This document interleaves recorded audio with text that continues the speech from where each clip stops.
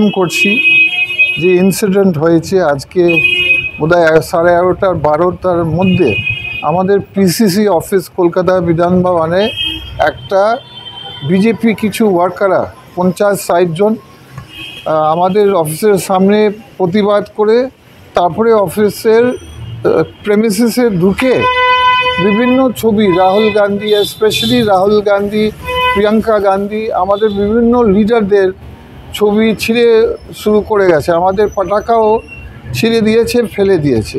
এরকম 8 ঘন্টা সমস্যা ক্রিয়েট করেছিল। ওই সময় আমাদের পার্টির লোক একটু কম থাকে সকালে। তো এটা ফার্স্ট অফ অল এটা খুব বাজে জিনিস। একটা ন্যাশনাল পার্টি বিজেপিদের মতন ওরা নিজের ওয়ার্কারটা কন্ট্রোল করতে পারছে না উইদাউট কোনো প্রভোকেশন।